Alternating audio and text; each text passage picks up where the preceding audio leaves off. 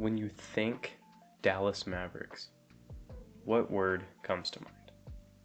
Inconsistency? That's what I thought. And what player more encapsulates the word inconsistency than anyone else in the league? Tim Hardaway Jr.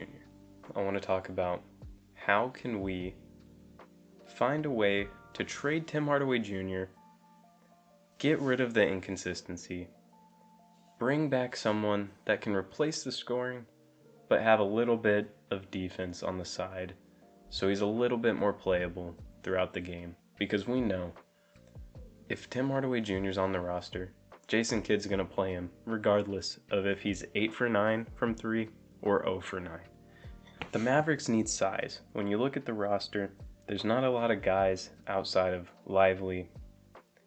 You can kind of count Powell, Maxey, and Holmes. Outside of that, there's not a lot of guys that have any size whatsoever. We're going to look at Tim Hardaway Jr., Richaun Holmes, Josh Green, Jaden Hardy, and a pick, whether that's a first or 2 seconds, for Kyle Kuzma and Daniel Gafford.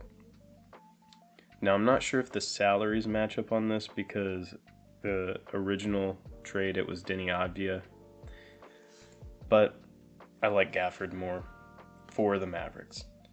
So, when we think about this, who's playable? I can't handle it anymore. This is my way of coping, is we've got to find a trade to get him out of here while getting something back that can help us win. So this trade, you're losing Josh, you're losing Hardy, you're losing picks. Josh is 6'5". His most ideal position is probably the 2.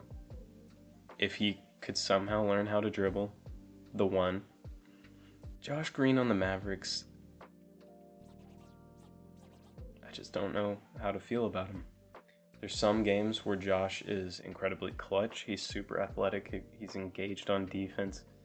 He does all the things that you want a role player to do. And then there's games where he's missing bunnies.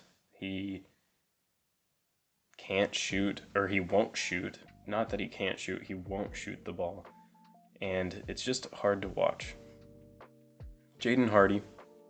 I loved Jaden Hardy last year. Jaden Hardy, his game is offensively very fun to watch. He hurts us a lot on defense, and his turnovers can be just horrendous to watch. And a first. So we would be getting back a guy in Kyle Kuzma, who is a consistent 22 points per game-ish scorer. Size, can rebound. His playmaking it's very reactionary, and it is okay for the Mavericks, I think. Daniel Gafford, backup big, better than Powell, better than Maxey. I would say offensively Powell can be better, but Daniel Gafford is an actual center, okay? Now, Kyle Kuzma on the Mavericks, to me, I would like to think Kyle Kuzma would play defense for the Mavericks since they're in a winning situation compared to the Wizards. I'd like to think that with Luka's ability to get people open in the offense, his three-point percentage would go up a good bit because he's shooting 35% from 3 on 8 attempts. So high volume, a little under average efficiency. He's willing to take the threes, and he shot well from 3 before. So I believe with Luka and Kai getting him those open looks, his three-point percentage would go up, and I feel like he could be just as good as Tim from 3, if not even better.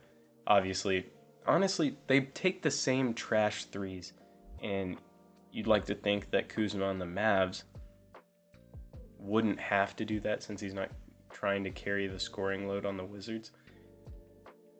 But I just don't know. I don't think it's a perfect trade. I think there's a lot of flaws, but I would rather have Kuzma on the team than Tim.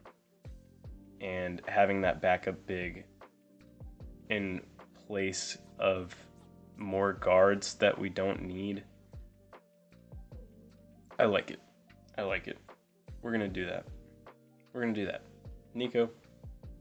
Nico Harrison, please bring us Kyle Kuzma and Daniel Gafford. Nico Harrison, if you're out there watching, I would love Kyle Kuzma and Daniel Gafford for Tim and whatever else you want to throw in there. That would be great. Thank you. This trade I thought was actually very interesting. So, the Mavericks are shipping out Richaun Holmes, Josh Green, Grant Williams. So Grant leaving is something I want Grant to get more time, and I want Grant on the team. Grant Williams is a player that I think can thrive in a winning situation. I think the vibes are low, and he's been getting frustrated, his shot's not falling. I think Grant could end up being good for the Mavs, so losing him in this trade would be kind of rough. But listen, Grant Williams, Richaun Holmes, Josh Green, Omax, which obviously I really don't want to see Omax go, and then our 2 seconds. And then the Mavs get back PJ Washington, Herb Jones, and Nick Richards. So it's kind of a crazy out there trade. Don't know if the Hornets would really want to do this. The Pelicans, I have heard some rumors that the Pelicans are wanting off of Herb Jones, or wanting to send out Herb Jones now so that they can afford to sign Trey Murphy, to a bigger deal, have room to get an actual center next to have Valanciunas on the bench. So maybe they want to ship him out. I don't know if, well, Omax is pretty enticing. But so the Mavericks get back PJ Washington, Herb Jones, and Nick Richards. So we fill the forward spot that we need with Herb. PJ Washington could do whatever. He could also start, honestly. Have Herb at the 3, PJ at the 4, or other way around. Nick Richards off the bench. Nick Richards off the bench is actually one of the more enticing things in this trade, even though obviously Herb Jones would be fantastic next to Luka and Kyrie. Nick Richards actually would be such a big upgrade on the bench, and with that contract would be beautiful. PJ's he hasn't been playing great this season, but Herb Jones and Nick Richards on those contracts are absolutely fantastic. I would love that. The real question is, what do teams want for these guys? What would the Wizards ask for Kuzma and Gafford? What would the Hornets need for Richards and PJ? What would the Pelicans ask for Herb Jones? Herb Jones definitely would probably have to wait till off-season, have multiple picks to trade for a guy like that.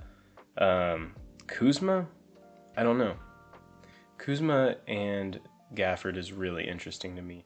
Obviously, if we could get Herb Jones and Nick Richards, that would be beautiful.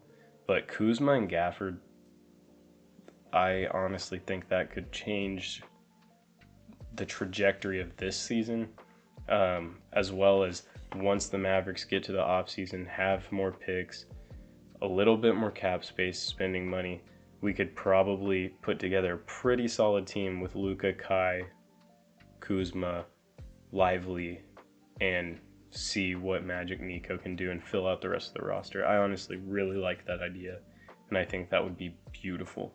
Can Nico Harrison make being a Mavericks fan fun again by the end of this trade deadline?